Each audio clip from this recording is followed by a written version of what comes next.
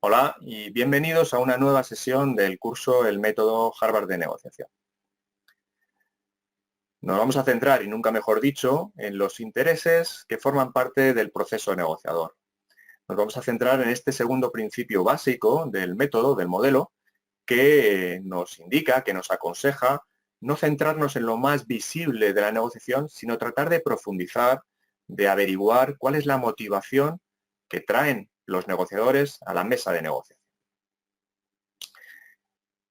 Seguramente uno de los principales hallazgos de este modelo es la diferenciación entre la posición y el interés. Habitualmente, cuando hablamos de negociación, seguramente nos escoramos hacia la parte más visible de la negociación, lo que las partes quieren, lo que los negociadores demuestran que quieren, lo que ponen encima de la mesa, la sustancia, cuáles son las posturas. De hecho, se habla habitualmente en términos de posturas, posturas irreconciliables, posturas que se van acercando, posiciones que son inflexibles. Es lo más visible de la negociación. Pero que sea lo más visible no significa que sea o que forme parte de la solución más eficiente, que no es otra cosa que el fin último de la negociación. Por eso uno de los grandes hallazgos de los autores del modelo es incentivar, estimular la separación, la separación entre diferentes conceptos que forman parte del proceso. Por un lado, lo visible y por otro lado, lo subyacente, lo que está escondido. ¿Vale? Es una analogía muy habitual, es la analogía del iceberg, donde tenemos una parte visible, la parte que está por encima del nivel del mar, y otra parte seguramente mucho más importante, mucho más grande, la que aporta más solidez y que no es otra cosa que la base de ese iceberg que está por debajo del nivel del agua. Una posición es lo que decimos que queremos. Pensemos en esa situación que os he animado a pensar. Pensemos que, por ejemplo, estamos negociando nuestra incorporación a una organización. Una posición podría ser, por ejemplo, el sueldo, el dinero que queremos obtener a través de esa contratación. Podría ser el lugar de trabajo o podría ser nuestra función.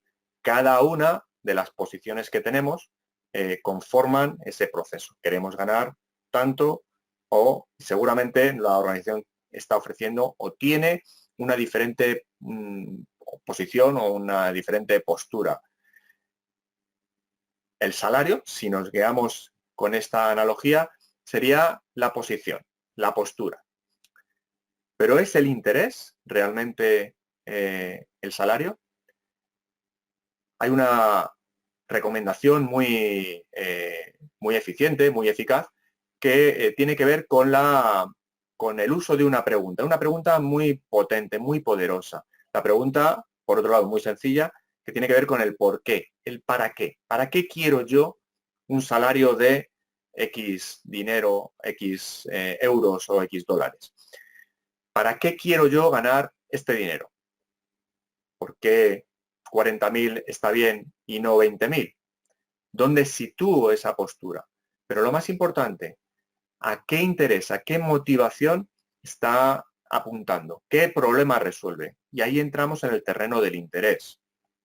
Yo necesito ganar 20.000 dólares, euros, lo que queramos, para, por ejemplo, el interés de mantener una estabilidad económica, el interés de poder formar una familia, el interés de poder adquirir una vivienda, el interés, por ejemplo, también que tiene que ver con el reconocimiento, de no sentirme maltratado, entre comillas, con otras personas que trabajan en esa organización para un mismo nivel y función.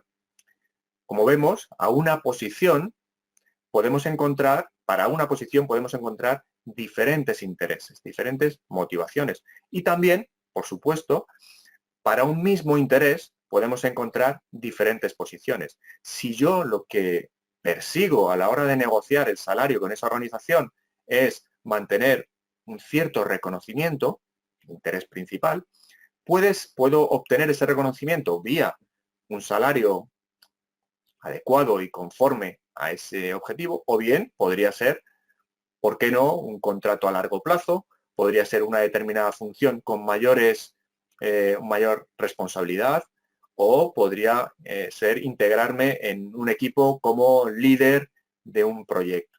Obtengo el reconocimiento a través de una o de varias posiciones. El problema de una negociación es que nos centremos única y exclusivamente en lo visible, en las posiciones, sin tener en cuenta los intereses que persiguen. Por eso cuando hablamos de negociación más posicional, seguramente, habitualmente, nos referimos a una negociación más distributiva, una negociación que tiene que ver con lo que se llama el juego de suma cero. Lo que gana uno, lo pierde el otro.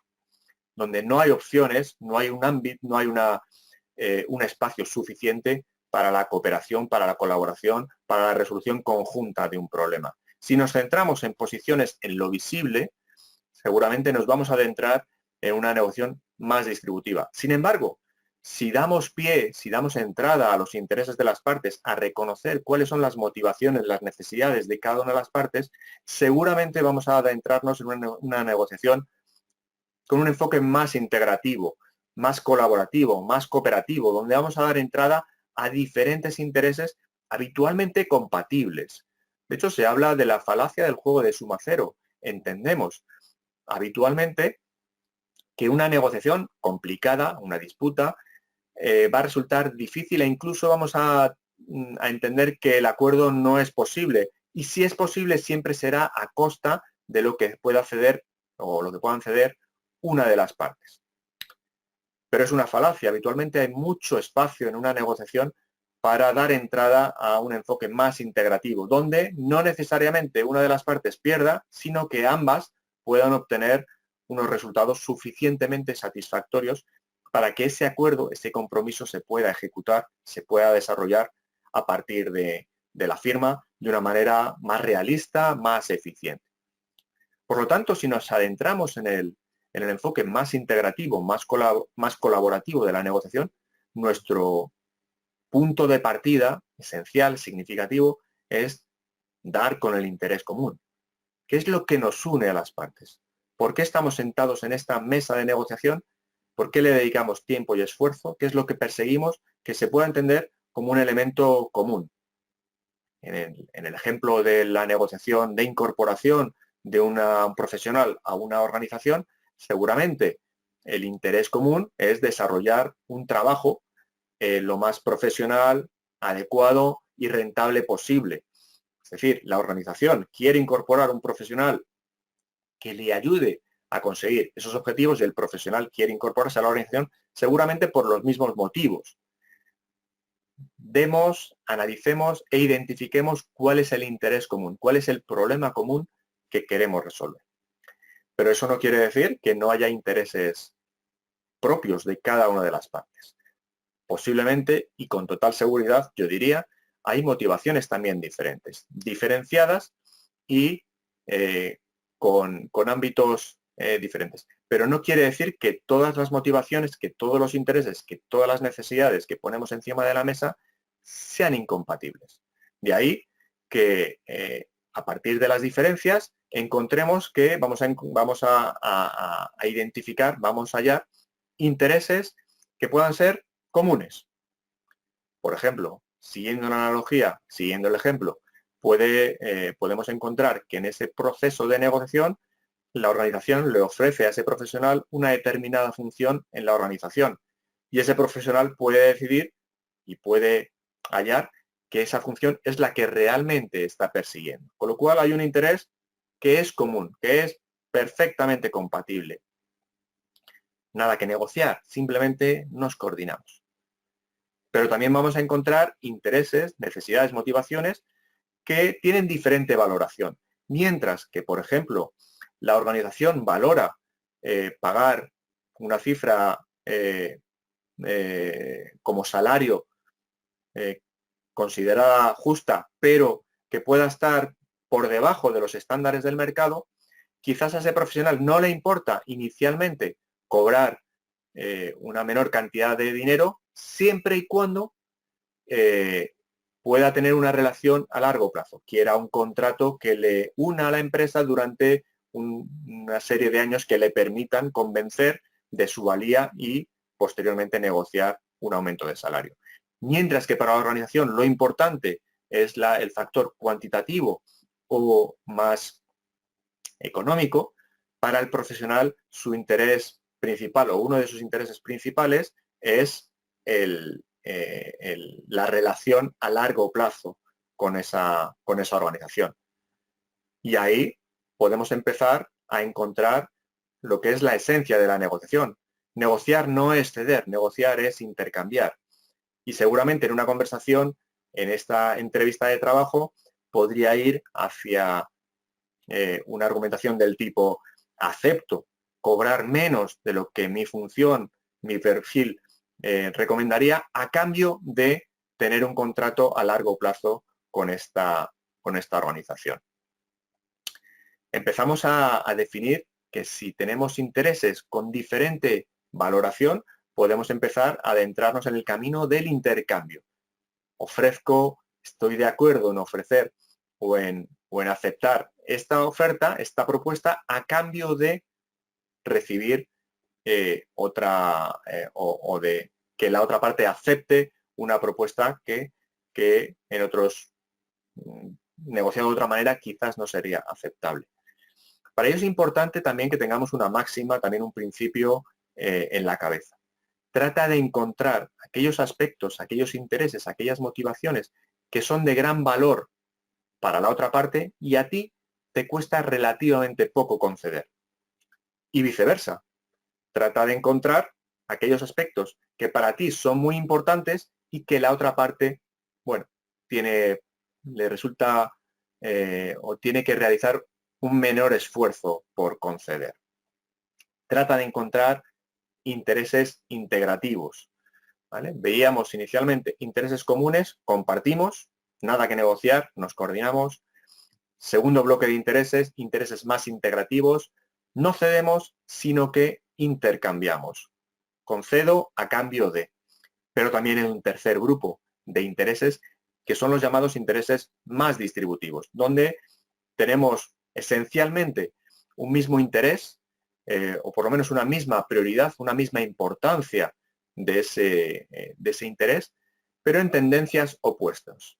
Imaginemos de nuevo el salario. Si se presenta como un interés distributivo, seguramente se daría una conversación del tipo: yo quiero cobrar 20.000 y tú me estás ofreciendo 10.000. No nos vamos a poner de acuerdo, estamos demasiado alejados. En ese sentido, trataremos de encontrar en ese interés distributivo una zona de posible acuerdo. ¿Es posible llegar a un punto medio? Aquí también entran en juego de nuevo los otros intereses. Si ya hemos llegado a una serie de acuerdos, tanto en los intereses comunes como en los intereses integrativos, posiblemente vamos a tener una tarea algo más fácil si nos enfrentamos a los intereses más distributivos. Pero por lo menos cuando estemos preparando una negociación, tengamos en cuenta que nos vamos a encontrar 3 tipos de intereses y cada uno de ellos tendrá un tratamiento diferente, aunque también complementario. Para que no entremos en un bloqueo, para que nos adentremos también en el aspecto más colaborativo, más cooperativo de la negociación, necesitamos necesariamente dar información.